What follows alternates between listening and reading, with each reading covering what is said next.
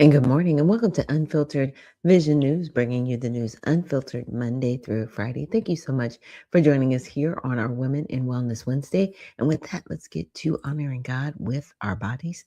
God, please guard our mind and our thoughts.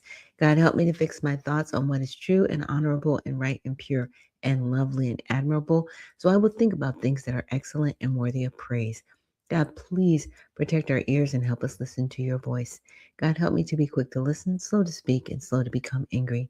God, please protect my eyes from sin's damage. God, I make a covenant with my eyes not to look lustfully. God, please speak life over our mouths. God, set a guard over my mouth. Lord, keep watch over the doors of my lips. God, please help our hands to serve generously. God, help me to do good to everyone, and especially to those who belong to our family in the faith. And God, please protect our reproductive organs and help us to honor you, God, with purity. God, help me to honor you with my body. And God, please protect our feet as we walk along your path. God, let your word be a lamp for my feet and a light on my path. And with that, that is what we try to say here every morning. You guys, I'm so sorry. I was running a little bit late. It's one of those mornings where I just got a little bit too into researching and lost track of time. I apologize, but I'm here now. So let's get started with our trending topics on X. And so some things I wanted to point out. There are audit flags of 228,000 questionable New York City voter records in Mondani's mayoral win. That's pretty huge. And then we've got Florida, Alabama, and Louisiana launching probes into Fauci after the Senate hearings. Remember, I was saying there could be possible civil situations going on. States could actually come after him. So we'll see what they're doing there. And then Hawley, he's I want to say, I think he's a senator. He calls for AI surveillance pricing a massive scam in the first hearing. And I think it is. And we're going to look a little bit into that. Some people call it surge pricing. Some people refer to it as surveillance pricing, but we will see. So let's get into our first auditing of the mayoral vote. This is going to be interesting. So they flagged 228,000 as suspicious, including non-existent records, disputed Social Security numbers, non-residents, and missing Social Security numbers. Okay. So critics like Joseph Hernandez argue adjustments for a valid high-range SSNs and common data issues reduce the total below the margin, while auditor Mike Marley Hornick insists officials cannot confirm the win and federal probes are underway. Mandani took office as mayor January 1st, 2026, with no court overturning the certified results. Interesting. So Rudy Giuliani believes Democrats cheated in the election of Mandani as New York mayor after bombshell audit finds 228,000 fraudulent votes. That's pretty significant. That's not 200. That's over, close to 250,000 votes, just shy. And it says of the 1 million votes cast in the election, 7% were from non-existent records, 6% had fake Social Security numbers, 10% did not live in New York, and 1% had no Social Security number at all. Well, this is what you kind of get when you don't have any voter ID for your elections. And these are one of the few states they don't have voter ID. So this is what could be found. I mean, this is just a cautionary tale. So the vote totals 228,000 votes. Mondani's margin of victory was 570,000 votes. Ooh, wow. That's pretty interesting. So let's check this out. I saw this article yesterday. Want to get your take on it. Election auditor says 200,000 votes cast in the New York City mayoral election are suspicious. And you can dig into the article here. And they ran an analysis of these votes and found that there were hundreds of thousands that were either deceased, didn't have proper Social Security numbers, or weren't legally registered to vote in New York City, and that with 1.1 million votes going to Mandami, he won by a margin of 200,000. And that's the margin of fraud that this analysis found. Right here, I'm reading directly from the article and from the data.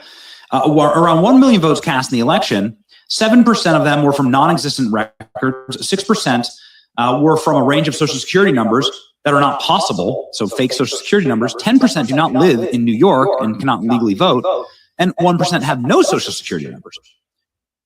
So, do you think this election was fraudulent? I don't know. I think the margin was large enough so it didn't have to be. It's a different question than, do I think the Democratic Party cheated in this election? The answer to that is a resounding yes. The Democratic Party has cheated in almost every election since Boss Tweed. And when they don't have to, they do it for practice so that they can do it when they really have to.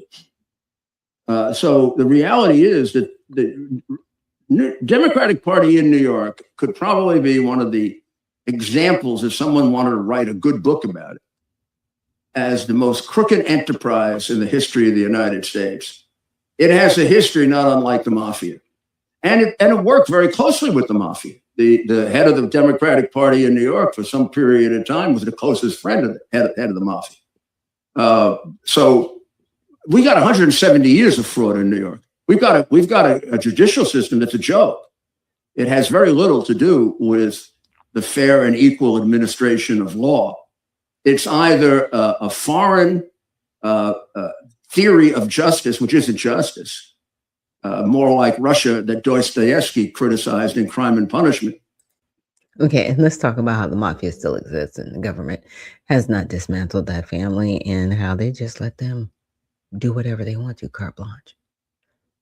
But yeah, like he was saying, we don't know what the fraud is or, that they could be cheating, but that is large. 228,000 votes in question? Yeah. Okay. Next one. So Florida, Alabama, Louisiana launching probes into Fauci after Senate hearing. So Florida attorney James Youthmeyer kicked off an investigation citing Fauci's lack of candor to Congress, with Alabama and Louisiana quickly following to check for state prosecutable offenses. The probes spotlight a February 2020 diary entry where Fauci noted a COVID case fatality rate of 0.2 to 0.3%, contrasting his later public use of higher WHO figures like 3.4%. Critics like Stanford's I'm not even going to mess with that last name, and journalist Matt Taibbi argue this fueled misguided policies, while supporters cite pandemic uncertainties. Senate Republicans plan a contempt vote next week, noting federal pardons don't block state actions, and they don't, because they're two different levels. Just because he was pardoned at the federal level doesn't mean he can't be prosecuted at the state level by different states that come against him. Like I was saying, I was like, yeah, all this is bad. All this is nonsense. If you think, sir, your wonderful pardon going back to 2014 is going to protect you, it is no better than toilet paper right now. Like it is what it is. Whatever happens to you happens. Sad. So remember, they are not defending Fauci for lying. They are defending themselves for lying. Yeah, and a lot of people are going to be trying to protect him. Yeah. So listen to this article. After Fauci debate, our idiot press circles the wagons. I guess it's true. You can't hate the news media enough. It's bad. They have to protect him because they were all in on it. It's very sad. Let's see. The next one, Hawley calls for AI surveillance pricing, a massive scam in first hearing. So during the Senate Judiciary Subcommittee hearing, Hawley highlighted how retailers like Staples, Target, and Lyft use browsing history, locations, and even emotional states to set higher individualized prices. Witnesses and lawmakers like Senator Mike Lee raised alarms about exploitation, with one analysis showing households could pay over $1,200 extra yearly on groceries alone. Hawley vowed to introduce legislation to stop corporations from weaponizing personal data against everyday consumers amid growing state efforts and bipartisan support for transparency. Because, see, what I like is let the lawsuits begin. Oh my goodness, the damage and the harm that these corporations are doing. So I could get and I'm going to show you guys a video where they show this in real time actually happening. You could have a rate of like $50, but your neighbor might have a rate of 30 or higher, 70. Why is that? If it's the same lift coming to the same same location for the same ride, same distance, everything's the same, but it's a $20 to $30 swing in some cases. Why? Why are you charging somebody more or less? Yeah, but it's happening. So let's we won't listen to all of Hawley, but let's just see what he has to say here.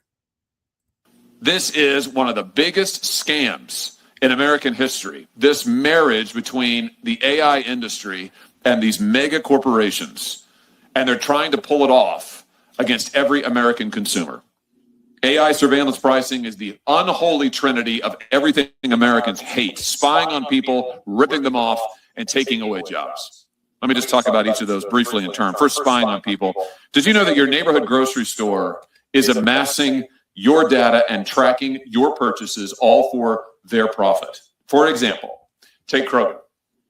Kroger is not just a grocery store, though it is certainly that, one of the largest.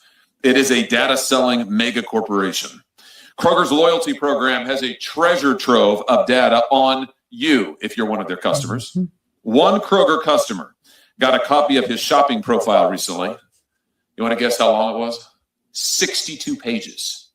62 pages of personalized data on this one person based on his shopping history. Last year, Kroger earned over $500 million from selling the data that it harvests from its loyal customers and giving it to other corporations. Do you know that accounts for 33?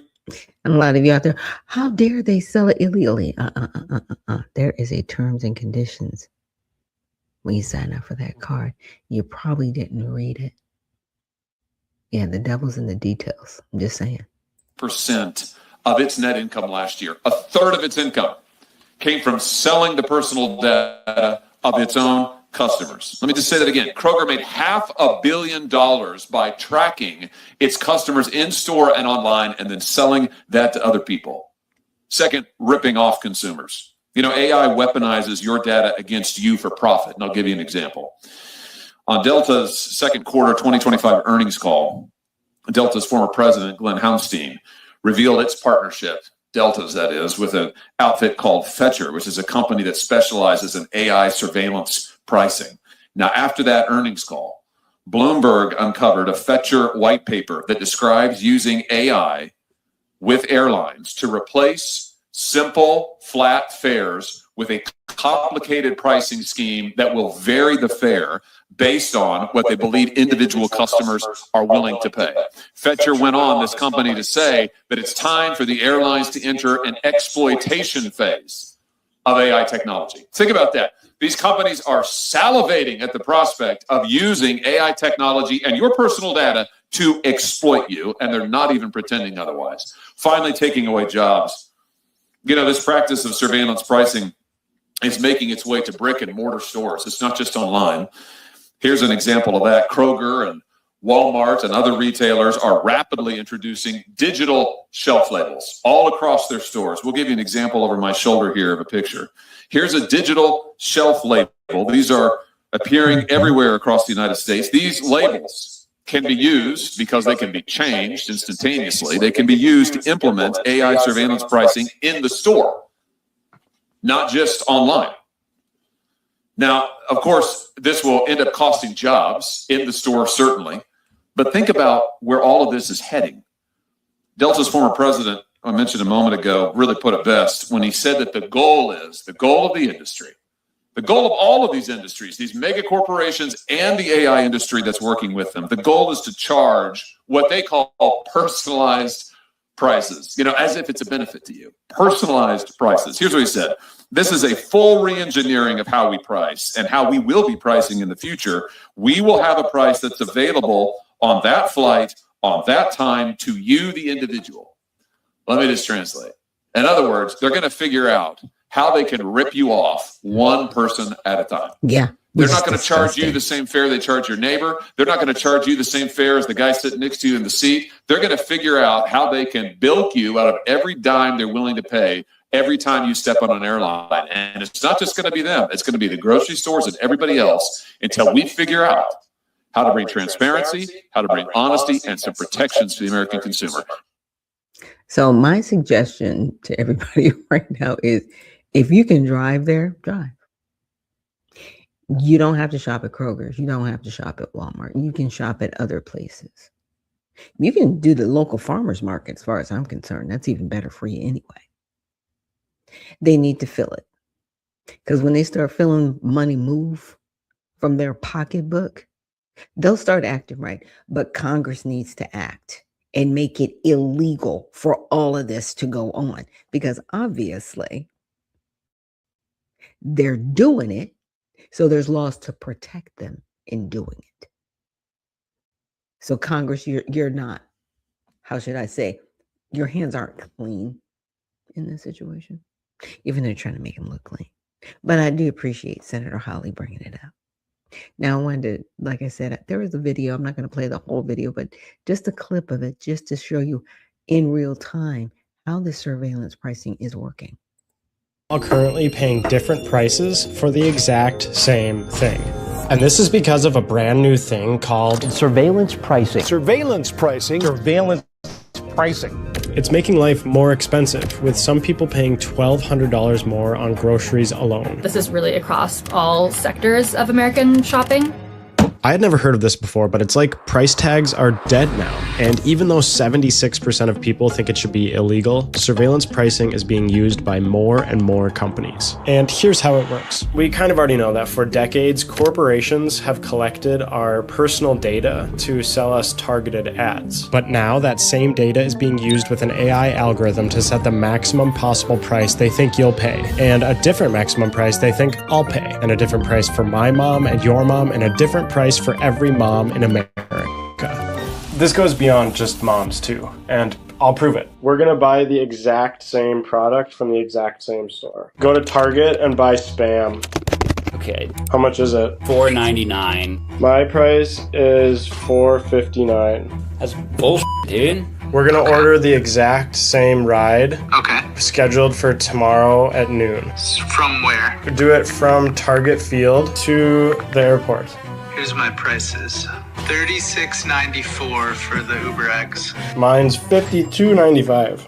That is a 30% difference in price. And for what? No difference. Let's book the exact same hotel on the exact same night. What's the name? La Quinta Hotel, Denver.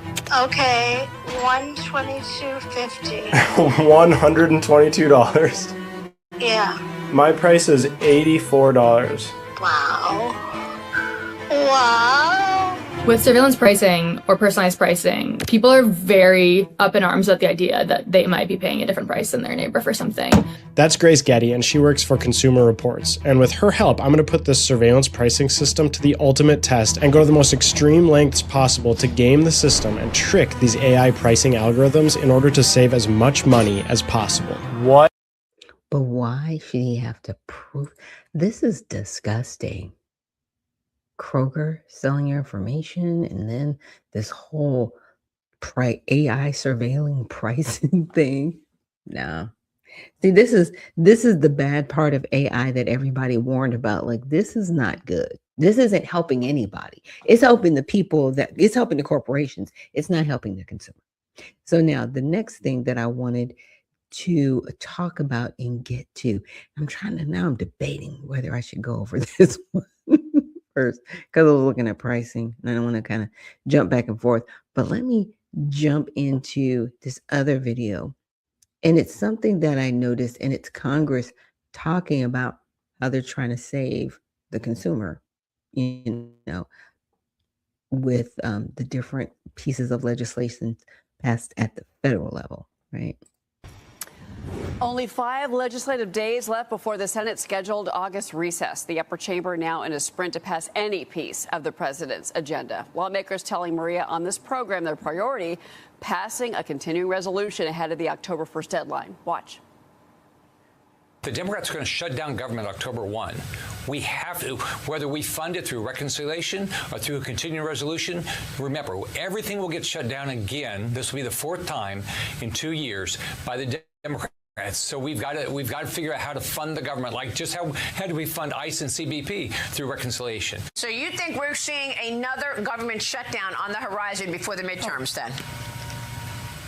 Absolutely. You've got the Clarity Act, you've got the continuing resolution, you've got the NDAA, you've got the Reconciliation 3.0. Are you moving on any of this? You've got 1 week left. What's the priority next week? Well, I feel like we're trying to put 20 pounds of potatoes in a 10-pound bag, but we need to prioritize, get as much done as we can, starting with the funding of the government. Remember, Chuck Schumer, big government socialists, they've shut the government down 3 times already. So it's time to move that, and hopefully we'll get on these other bills as well. Senate Majority Leader John Thune releasing the text for a CR to fund the government through December 11th, which does have Democratic support. I want to bring in Nebraska Congressman Michael Flood. He also sits on the House Financial Services Committee. Congressman, so the Senate's proposed CR is different from what the House already passed. In particular, there's this language with regards to grants and the Office of Management and Budget and Russ Vought. And that came from Susan Collins. To be clear, it looks like there's going to be an initial procedural vote tonight on this. Your thoughts? Well, we have to fund the government. Nobody wins in a shutdown. I mean, Americans lose in a shutdown, and it's hard to come back to Nebraska and look somebody at the VFW in the face and explain to them why they have to wait in a line longer than is acceptable at the airport. I appreciate that, John. Yeah. So I will leave the rest of that video, but I wanted to read Spud's comment. He says, once the community denies access of those flock cameras, these flock camera companies will just enter into contracts with Walmart and supermarkets, or that's who already has the flock cameras. They've had them for a long time. They've already scanned your faces. You've already been in the database. That's why they're able to do a lot of this stuff. Flock has been in existence. This is what cracks me up. But thank you for that comment. Look, they've been doing this for decades. We're just now finding out about it. People are upset about Flock because not only do they take surveillance footage, they actually retain your data. See, before it's one thing to look at, okay, somebody's doing this, but no, they have once they get your license, they have a whole profile on you. We've all been profiled. What did you really think 2020 was about in the pandemic? Oh, they were super profiling everybody then, and everybody had to be at home, and you had to sign up for these different apps, and you needed all of these different things to work from your house. Does anybody remember those authentic? I'm probably going to say this word wrong. The authentication apps that you had to put on your phone. Remember those? Because if you didn't have it on your phone, you couldn't get into your work computer. Remember that, everybody? We gave them everything. Everything. Sitting back, wondering, why are we here? And well, some of us can work harder. You gave them everything. Okay? We made slavery easy. I'm just letting you know right now. We walked right into it, hook, line, and sinker, and nobody blinked and batted an eye. It's done. We're just now finding out about the repercussions of it. It's already done. The question is, do you go along with the system or do you go against it? It's your choice. You do have free will. I'm just saying. Now, what we're going to look at, and this is something that from that last video that I wanted to just bring up briefly, is that I asked the question, is there a possibility that some states are raising their tax structure to make it look like the government tax cuts are not working or not being applied? And I think both parties kind of do this, but it does say yes. Some states, primarily Democratic-led ones, are adjusting their tax codes in ways that reduce or offset the benefits of recent federal tax cuts for many residents, though the motivations center on revenue protection, progressive taxation goals, and responding to federal spending changes rather than a coordinated effort solely to undermine precipitations of the federal cuts. So they're doing this on purpose. So if you live in a democratically led state and you're like, I don't see any savings, it's because your actual people in your state are making sure you don't. They're doing the political dance. They don't care. And it's really high time that we hold these politicians' feet to the fire and say, you need to do right by the people. Now, am I shouting, hey, we need free stuff? Absolutely not, because that's dumb. Nothing is free. Are you crazy? But what I am saying is people need to feel the benefits. And if your budget is out of whack, and in most of these democratically led states, it is, you need to wrangle in your budget. Okay? And stop oppressing the people with your budget to fund their state government. Companies are leaving states because of the taxes. There's an imbalance. Because, see, when they leave, the jobs leave. Where's the taxes coming from? You can't get it from the company because they left. You can't get it from the average consumer because they don't have a job to pay taxes. So what are you doing? Yeah. Your answer cannot be the federal government take care of me. That's just dumb. Figure it out. But I will leave this link for you guys to review and go over. Now, next video that I wanted to get to is this I found fascinating. There is a individual in Michigan. He is running for Senate. He is a Muslim by religion, not his ethnicity. It's by his religion. And I wanted you guys to hear what he has to say and what he compares Sharia law to. I had planned to keep that to be the history that I would cover as we talk about our future. But I was reminded, actually, about events that I remember because I was an adult when they happened. And that was question 755. When the state of Oklahoma voted in a referendum to amend the Constitution to ban Sharia law. What does that mean? I don't know. And yet the voters banned it anyway. What I offer today is just a reflection on the American history that runs through this state. You all sitting in this room, in this town, we're sitting in a space, in a time when I don't have to tell you that the same exact forces that drove native peoples from their land 2 centuries ago, destroyed Black Wall Street a century ago, bombed a building decades ago, and tried to ban Sharia law not a decade ago, that those forces are alive and well today. We see it in conversations across our country. People who fear what offering basic access to the ballot, a democratic tradition in this country, might mean for their sense of power, and so have turned their backs on democracy to begin with. We see it in discussions that tell us that we cannot talk about the history of racism that I just mentioned. We can't mention those things. They're too divisive, let alone the attitudes that created them in the first place. They tell us that we can't look back, we just have to look forward, because they want us to forget everything that came before. It's tempting in a moment like this to believe that the worst is behind us. And look, I want to bring a message of hope, and inshallah I will. But it's tempting to believe that those things are in the past. But they say those who forget their history are doomed to repeat it. Tonight we're here to support an organization dedicated to the civil liberties and civil rights of Muslim Americans. But I want to press you. I want to press us.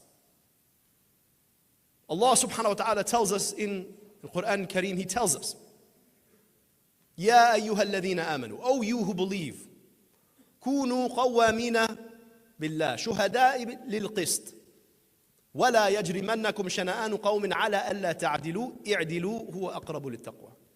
O you who believe, stand firm with God. Be witnesses to justice. And do not allow the hatred that other people have for you to keep you from doing justice. Do justice. That is closest to consciousness of God. It's easy when we reflect on our own history as a small community brought together across ethnic backgrounds, racial backgrounds, to assume that justice is just us. And the reason I wanted to go all the way back to the 1830s is because you can't understand a Sharia ban without understanding the Trail of Tears. You can't understand the efforts to uproot Muslim Americans without understanding the Tulsa Massacre. You cannot understand the challenges we face today without understanding white supremacy. We have to set it in the context of our history. Okay. First of all, let's dial all this back. Sir, everything that you mentioned were harms done to people based on their what we call race here in this country. Okay. Right. Yeah. Those people were owned. Okay. There's nothing about Sharia law where people have been physically maimed or owned as property and not considered human. The Tulsa massacre was, yes, a unfortunate dispute, as they like to call it. They used it as a reason to burn down people's wealth and destroy any possibility of them rebuilding that wealth. Is Black Wall Street in Tulsa today? No, it's not. And they made sure they cut it out to the point where there was a woman who lived till she was 109 years old to see justice, and still it didn't happen. And we're still fighting for that. What are you talking about with Sharia law? It runs contrary to the Constitution. That's the problem. That is why it was banned. You are not a race nor ethnicity of people in the Muslim community. Now, there's something else we're going to talk about before we even get into some other things about what's happening in Muslim community. But I just had to bring that up real quick for you guys. Native-born American who just wants a fair shot, well, good luck. But if you're part of a politically favored group, suddenly got special commissions, special preferences, special treatment. Take Massachusetts, for example. Senate Democrats there are pushing a bill to form what they're calling a Muslim commission. The goal, to prioritize Muslims for jobs in state government. We need Muslim voices at every table of government as full participants, shaping decisions that affect their lives. Passing these the S2134 and H3351 is a meaningful step forward toward ensuring that Muslims are represented, respected, and included in the life of the Commonwealth. Okay, I'm from New England, so I could say this. New England liberals, especially female liberals, are the worst. Okay, here to discuss with more, Brett Tolman, former U.S. attorney and executive director for Right on Crime. All right, Brett. I mean, I saw this. I actually thought it was a joke. It can't be true. Tell us, from the legal perspective, how this would pass any type of legal muster. Not a single court reviewing this could ignore the fact that it's just discrimination. And we've spent decades and so long in the history of this country, Laura, to make sure that we're not discriminating based on religion, based on race, or any other way.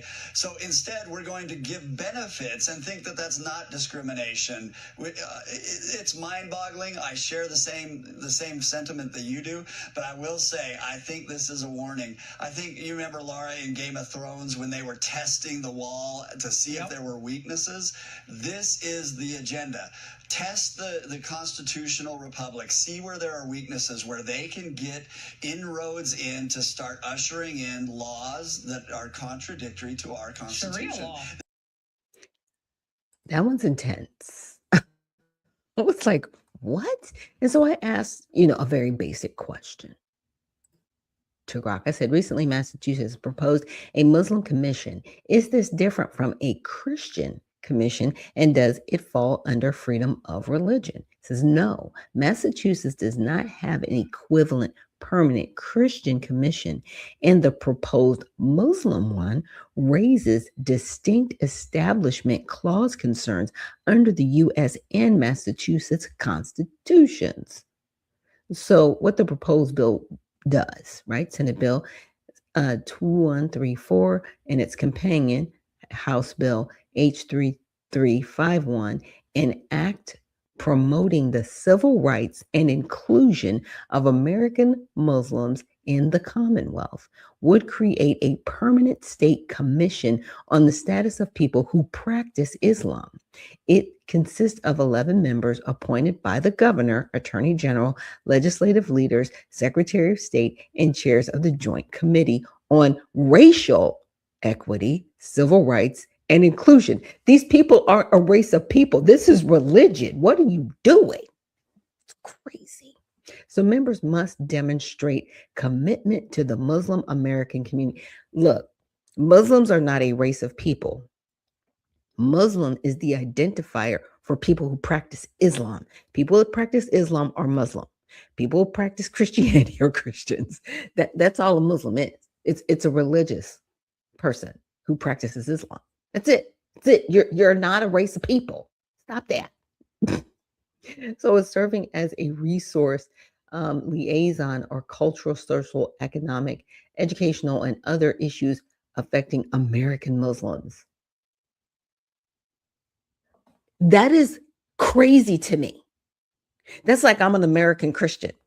That is literally what they're saying. You're not a race of people. So Massachusetts is already has permanent commissions for certain groups, such as commissions on the status of women and the commission on the status of Latinos and Latinas. That's a gender of people, right? Women. And this is a ethnicity of people, Latinas. Okay. These similarly advise on issues, promote inclusion, and recommend qualified people from these groups for appointments. They are framed around gender or ethnicity, race, rather than religion. This is crazy. It says there is no parallel permanent Christian or Protestant, Catholic, etc. commission with the same structure and duties of recommending Christians for government posts or promoting the full benefit of Christian cultural heritage via a state body. A special commission on combating anti-Semitism exists, right? It is temporary focus on assessing and recommending responses to anti-Semitism, hate crimes, education, safety, allyship, and is not structured as a permanent advocacy recommendation body for Jewish appointments. So they don't necessarily go, okay, we need to get all Jewish people over here. They don't do that. They're just saying, hey, we're noticing that there's hate going on here. We need to address this, right? So critics note I'm not even going to mess with that word, asymmetry. There we go. A religion-specific permanent commission with hiring recommendation power for one faith, while the large Christian majority and other faiths lack an equivalent. Supporters argue it parallels minority civil rights commissions and responds to specific community needs. This is insane. Why is it insane? Because somebody else is trying it, right? Because see, it's already being done. Do we not have the office of religion or office of faith in the White House right now? And people are hired to this based on their religious status. We have it. So this has been in practice. It's happening right now in the White House. See, I'm not going to let people's feet go and just act like it's one particular set of people doing it. Now, in that office, there are people of different ethnicities, but they practice one religion, and they are, there to pray for and give the president spiritual advice and prayer when he needs it. That's what that office is for. He has decided that is something that he wants a part of his cabinet. Will it be dissolved after his presidency? More than likely, yes. It's not permanent. But what they're trying to do in Massachusetts, it's permanent. It's at the state level that nobody asked for. It's not like the governor, right, said, okay, I want this particular commission while I'm in office because I'm a Muslim. And I want Muslims praying for me, and I want them championing things under Islam with the Muslim, people, right? I'm going to call them a people that practice Islam because that's what Muslims are. They're not an ethnicity. But the way they frame themselves, when you say it, they made themselves seem like they're an ethnicity. You're not. You are practicing the religion of Islam. We have to keep this in context.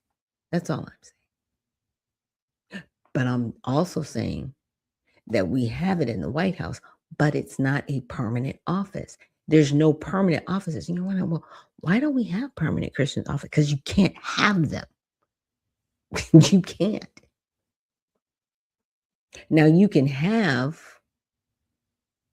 I guess, what we have here in Georgia to protect religious freedoms. That doesn't just mean Christianity. It's for all faiths, right? There is that. We do have that here in Georgia to make sure that there is religious freedom. So people practicing whatever religion they choose to practice, they have a place to go if things are happening that shouldn't be happening to them, right? Now you're doing it with Christians, and it's I don't want to say it's a slippery slope, but I can see how they're trying this in Massachusetts. But it's the way they're doing it. They're making it look like this is for a race or ethnicity of people. So I said, does the Muslim faith see itself as a religion or as an ethnicity? And Islam is a religion, not an ethnicity. This is how the faith understands itself in its core sources, classical teachings, and the self-described of the vast majority of Muslims. Muslim means one who submits to God, Allah. Okay, which is what I explained to you guys. This is their core view. Now, Muslims come from every major ethnic racial background. Okay, list them all. Ethnicity involves, and this breaks down ethnicities. Now it says modern or political uses. In some contemporary Western or political contexts, Muslim is often treated as a quasi-ethnic or minority identity category for purposes of discrimination statistics, civil rights advocacy, or identity politics. So they're just playing the game, using Muslim as a cover, as opposed to actually being in the religion itself and practicing it. Yeah, it's really crazy. So this is a sociological or political framing, not the theological self-understanding of Islam. A limited historical exceptions exist in parts of the former, I'm not even gonna mess with that, where Mussolini was recognized as a nationality. Okay, I'm sorry. Muslimani, that's weird, was recognized as a nationality for South Slavic speaking Muslims, now often identified as Bosniaks. But this was a product of the 20th century state policy rather than Islamic doctrine. So, in short, the Muslim faith sees itself and is defined in its foundational text as a religion and a faith community that deliberately prioritizes belief and piety over ethnicity. So if that is the case, why are you trying to say people are being downtrodden because they're Muslim when they're not? Oh, you're being downtrodden because people are saying you can't wear your hijab at work? But that's my religion. Okay. That can be your religion. But you can't wear your headgear that way. You've got to wear your headgear covered in a different way. Well, you're messing with my religion. Well, then you're going to have to work somewhere else. Now, somebody could see that as, oh, well, you're messing with their religion, am I? Or are they trying to indoctrinate other people? Just saying. It goes both ways. It's really crazy. Now, the last part, and I'm sorry I've gone over so much, you guys. The last story I wanted to cover is Irene Cara. I wanted to highlight her today for our Women and Wellness Wednesday. This part of the fame story. Irene Cara sang the words, "I'm gonna live forever," and the industry that built her almost made sure the world forgot her instead. Born Irene Cara Escalera in the Bronx in 1959, the youngest of 5 kids to a Puerto Rican factory worker and a Cuban movie theater usher, she was playing piano by ear at 5 and on Broadway by 8. By 1980, she was Coco Hernandez in Fame, singing the title track that hit #1 worldwide. 3 years later, she co-wrote and sang Flashdance, What a Feeling. It won her the Academy Award for Best Original Song, 2 Grammys, and a Golden Globe nomination. For a moment, Irene Cara wasn't just famous, she was untouchable. Then she noticed the royalty checks from her label, Network Records, weren't adding up. In 1985, she sued. According to court records and multiple entertainment outlets, that lawsuit triggered a smear campaign, rumors about drugs, whispers that she was difficult, and a sudden industry-wide freeze on her music and film career. She later said it herself, "All of a sudden, I was hearing stories about how difficult I was to work with. It was blown out of proportion." The case dragged on for 8 years. In 1993, a jury finally sided with her, awarding $1.5 million. But by then, Network Records had gone bankrupt. She never saw most of that money, and the damage was already permanent. No label would touch her, no studio would call. An NBC sitcom built around her, simply titled Irene, never even made it to air in 1981.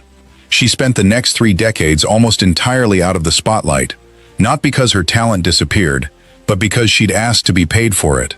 Irene Cara died on November 25, 2022, at her home in Florida at 63. Her official cause of death was cardiovascular disease, with diabetes listed as a contributing condition. A private, painful ending, unconnected to the industry battle that had already taken everything else from her. She once reflected that she was grateful to have fulfilled her parents' dreams for her before they passed. No bitterness, just peace. Here's what I want you to sit with. An entire industry decided a woman asking for her own money was more dangerous than the men who stole it. So tell me in the comments, was Irene Cara punished for suing, or was Hollywood just waiting for a reason to push her out? Like this if her voice still gives you chills. Share it with someone who grew up on Fame, and follow Black History Unfiltered. Because we don't just remember the hits, we remember what it cost to make them. They don't teach. Yeah. And it's just so sad because I remember growing up with her. I don't know if anybody remembers Fame and the Leg Warmers. My favorite song in that whole movie was Hot Lunch. That was like the jam at that time. But I just want to thank you guys for joining me here on Unfiltered Vision News. We'll be back tomorrow with Mighty Men Thursday. So remember, stay well, stay focused, and stay unfiltered. We'll see you in the next one.